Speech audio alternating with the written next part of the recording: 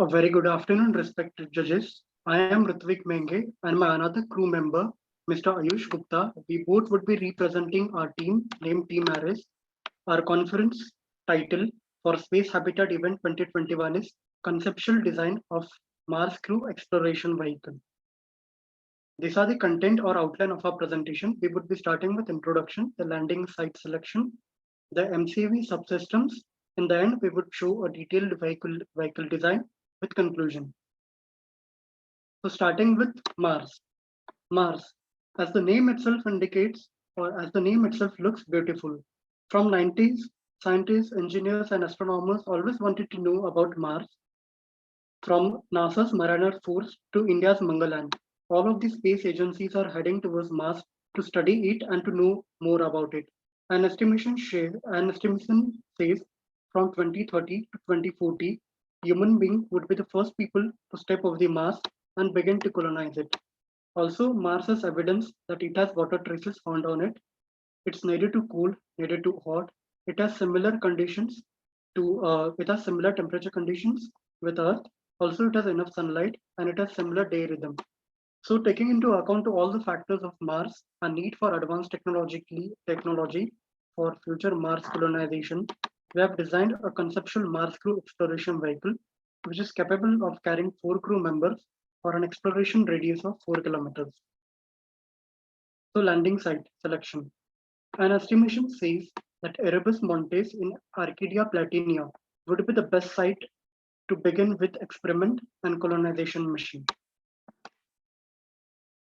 So our Mars Q exploration vehicle has 5 subsystems, that is the pressurized cabinet design, the suspension system, the wheels design, the MCV electronics, and the MCV mobility. So starting with our very first subsystem, that is pressurized cabinet. So in this subsystem, or while designing this subsystem, we have kept 4 key parameters or 4 key points in mind. First one is crew metabolic activities. Second one is oxygen generation, the pressurization system, the air revitalization, and internal HVAC system. For pressurized cabin, we very firstly calculated the crew metabolic activities. So for 1 crew members for 10 soul, the amount of oxygen which would be needed is around 11 kg, and the amount of carbon dioxide which would be exhaled is around 13 kg. So our design has pressurized cabinet, and it can accommodate 4 crew members for a 10 souls of expedition journey. So the oxygen requirement for 4 crew members would be around 46 kg, and we are also using nitrogen as a secondary gas to generate pressurization effect. So nitrogen gas would be needed of 105 kg for 10 souls of expedition. And also we are maintaining a total cabinet pressure of 11 psi or 0.758 bars. So starting with the first thing, oxygen generation. Oxygen is really very a key important gas, even for survival and even for various other activities. So our system generally carries 2 oxygen tanks, which are of capacity 50 kg. It would be sufficiently carrying enough oxygen to supply oxygen for 4 crew members for 10 souls for 10 days, for 10 souls. And also we have provided an emergency backup system, that is lithium perchlorate candles, which can generate around 600 liters of oxygen for 10 to 20 minutes. Second is pressurization system. We know Mars is complete vacuum. So in order to develop a pressurized cabin, we are using an aircraft pressurization system architecture. In this, we are making use of 30% of oxygen and 68% of nitrogen to create or to generate a total pressure of 11 psi. Also, when the crew people would be releasing carbon dioxide or exhaling carbon dioxide, the released carbon dioxide would be directly expelled out to the Mars atmosphere.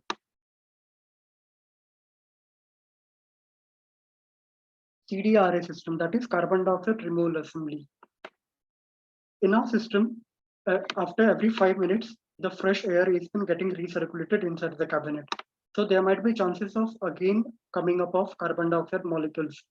So for effective removal of carbon dioxide molecules, we are proposing a CDRA system. The system was previously used in ISS and also it's currently used in ISS to remove carbon dioxide.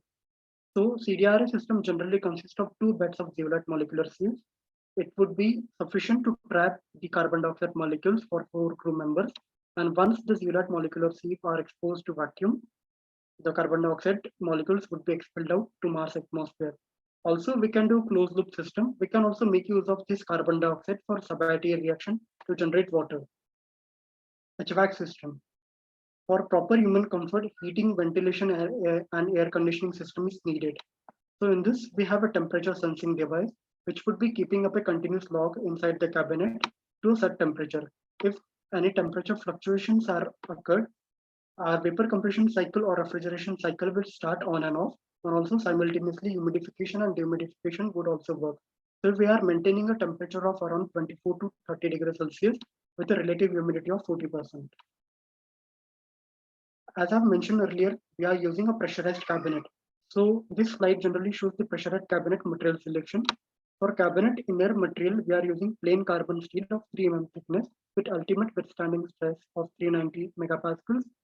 Our outside cabinet material is titanium alloy. It's made of titanium alloy of 5 mm thickness to add additional strength, and it has ultimate withstanding stress capacity of 990 megapascals. For thermal shielding, we are using multi-layer insulation. For radiation shielding, we are using polyethylene. And for window material, we are using bulletproof fused silica glass. Cabinet ergonomics. This is the most important thing for MCEV. In cabinet ergonomics, it generally consists of seating, a proper comfortable bedding, personal lockers, and hygiene and lavatory. Also, we have calculated the amount of water, food, and facial solids and urine which would be generated by 4 crew members for each souls. The below figure shows the interior cabinet architecture. The first deck would be representing instrument panels and driving system. The mid deck would be showing up the seating arrangement, proper bedding arrangement, and also an experimentation or free deck area. The last deck generally shows the soot hatch, and also the side view image shows in our lower vehicular body, we would be using a lower deck where oxygen and nitrogen tanks would be kept. After proper design of cabinet, we went for suspension and wheel selections. So suspension in which we have in our system, we are selected is Rockabogie suspension system. The suspension was selected due to following reasons. The Rockabogie suspension system passively keeps all the 6 wheels in contact with the surface. Also, they provide greater stability. The wheels selected were memory-shaped alloyed wheels. They were generally made up of nickel and titanium. The wheels were selected due to following reasons. They are extremely lightweight. They can withstand high temperature and pressure fluctuations. They can also withstand high loads.